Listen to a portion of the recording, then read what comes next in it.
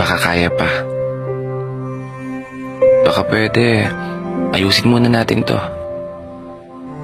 Bago mo ako tuluyang bitawan at tuluyang iwanan. Subukan muna natin. Baka kaya pa. Totoo nga pala yung sabi nila, kapag mahal mo ang isang tao, handa mong gawin lahat para sa kanya.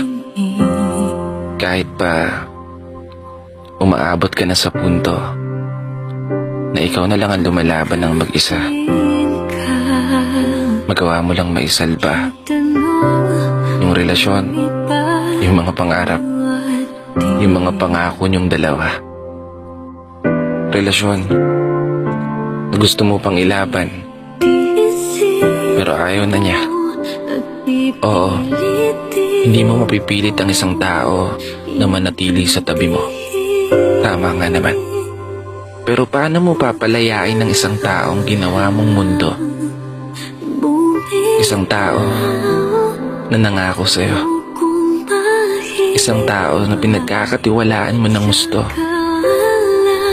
Isang tao na nag-iwan ng napakaraming alaala na ngayon ay bangungot sa'yo.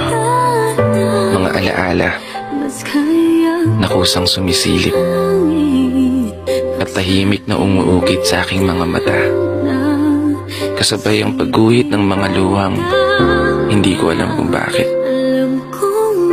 Marahil sa sakit na nararamdaman ko. Siguro dahil na rin sa lungkot na nararamdaman ko. Ikaw ba?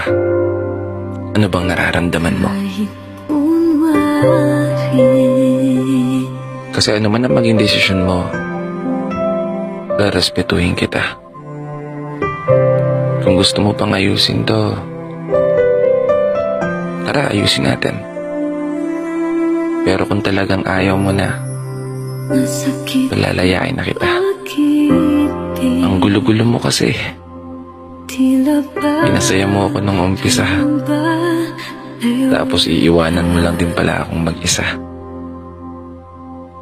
Pero huwag kang mag-alala. Kaya ko naman to. At alam ko, makakabangon din ako.